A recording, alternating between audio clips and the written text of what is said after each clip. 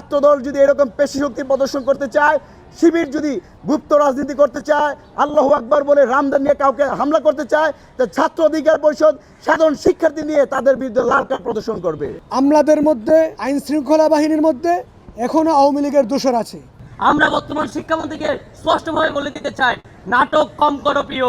যে বর্তমানে যে শিক্ষা প্রতিষ্ঠানের যে অস্থিরতা, আমরা বেগম রোকেয়া বিশ্ববিদ্যালয়ে আমরা সেই আবু সাঈদকে স্মরণ করি তার ঐতিহাসিক সাহসিকতার জন্য, যিনি বন্দুকের নলের সামনে বুক পেতে লড়াই করে বাংলাদেশে স্বাধীন করেছেন, বাংলাদেশ থেকে দৈত্য দানব শেখ হাসিনার পতন নিশ্চিত করেছেন।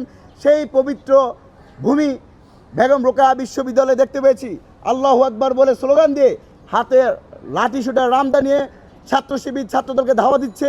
পরের দিন এই যে ধাওয়া দেওয়া, এটার মধ্যে দিয়ে আমরা জামাত শিবিরের বিভিন্ন নেতাকর্মীদেরকে মানে আনন্দ উৎসব করার মতো একটা পরিবেশ লক্ষ্য করেছি, যার কারণেই পরবর্তীতে আমরা জগন্নাথ বিশ্ববিদ্যালয়ে দেখতে পেয়েছি ছাত্রদল শিবিরের সংঘর্ষ, আমরা দেখতে পেয়েছি ঢাকা আলিয়া মাদ্রাসায় ছাত্রদল শিবিরের রক্তক্ষয়ী সংঘর্ষ, ঢাকা কলেজে ছাত্রদল শিবিরের সংঘর্ষ। এই সংঘর্ষের মধ্য দিয়ে আবার তারা ক্যাম্পাসে অস্থিরতা তৈরি করতে চায়, শিক্ষার্থীদের মধ্যে ভয়ের আতঙ্ক তৈরি করতে চায়, শিক্ষার সুষ্ঠু পরিবেশ বিঘ্নিত করতে চায়। আমরা ছাত্র অধিকার পরিষদের পক্ষ থেকে স্পষ্ট করে বলতে চাই, ছাত্রদল যদি এরকম পেশি শক্তি প্রদর্শন করতে চায়, শিবির যদি গুপ্ত রাজনীতি করতে চায়, আল্লাহু আকবার বলে রামদান নিয়ে কাউকে হামলা করতে চায়, তো ছাত্র অধিকার পরিষদ সাধারণ শিক্ষার্থী নিয়ে তাদের বিরুদ্ধে লাল কার্ড প্রদর্শন করবে। কোনোভাবেই অভ্যুত্থান পরবর্তী সময়ে আমরা ক্যাম্পাসগুলোতে শিক্ষার সুষ্ঠু পরিবেশ বিঘ্নিত হয় এরকম কোনো কর্মকাণ্ডকে আমরা বরদাস্ত করব না।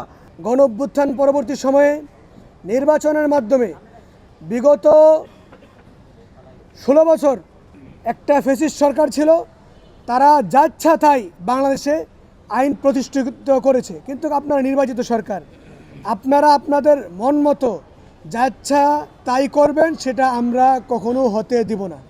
সেজন্য আমরা এখানে উপস্থিত হয়েছি এবং তার প্রতিবাদ জানাচ্ছি। আমরা আশঙ্কা করছি এবং পূর্বেও বলেছি, বিশেষ করে আমলাদের মধ্যে, আইন শৃঙ্খলা বাহিনীর মধ্যে এখনও আওয়ামী লীগের দোসর আছে। আমার আশঙ্কা এই যে সরকারের যে সিদ্ধান্ত যে এনটিআরসির পরিবর্তে স্কুল কমিটির মাধ্যমে শিক্ষক নিয়োগের যে ব্যাপারটা, এটা এমনও হতে পারে আওয়ামী লীগের যে দোসর আছে এখনও মানে সরকারের মধ্যে, তারাই এটা সরকারকে, মন্ত্রী মহোদয়কে বুঝে একটা মানুষের মধ্যে ক্ষোভ তৈরি করে সরকারের বিরুদ্ধে যেন একটা জনরোষ তৈরি হয়, এমন পরিস্থিতি তৈরি করার জন্য কেউ কাজ করছে কিনা এ ব্যাপারে খতিয়ে দেখার জন্য আমরা আহ্বান জানাই। আমরা বর্তমান শিক্ষামন্ত্রীকে স্পষ্টভাবে বলে দিতে চাই, নাটক কম করো প্রিয়।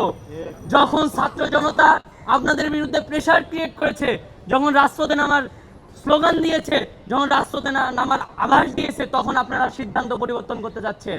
কিন্তু আপনারা নিজেদের মধ্যে মিটিং করে সিদ্ধান্ত নিয়ে রেখেছিলেন যে এনটিআরসির পরিবর্তে নিয়োগ প্রক্রিয়া যাবে গভর্নিং বডি বা ম্যানেজিং বডির হাতে, যে আর এনটিআরসি শুধুমাত্র একটা সনদ প্রদান করবে। যখন গভর্নিং বডির হাতে যাবে, আমরা লক্ষ্য করেছি, আপনারা জানেন সকলে, যে সারা বাংলাদেশে প্রত্যেকটা স্কুল কলেজের গভর্নিং বডির সদস্য কারা হয়, ওই স্থানীয় আসনের এমপির ভাই, ভাতিজা, বউ, আত্মীয় স্বজন তারাই। যদি তারা নিয়োগ প্রক্রিয়ার সাথে সংশ্লিষ্ট থাকে, অবশ্যই তাদের আশেপাশের লোকজনকে সুযোগ সুবিধা দিবে। তাহলে 1 কোটি টাকা ব্যবস্থা বিলুপ্ত করে আর 1 কোটি টাকা ব্যবস্থা চালু করা হচ্ছে, এটা সচেতন ছাত্র সমাজ কখনোই হতে দিতে পারে না। আমরা স্পষ্টভাবে বলতে চাই যে নিয়োগ প্রক্রিয়া এনটিআরসির হাতেই থাকতে হবে।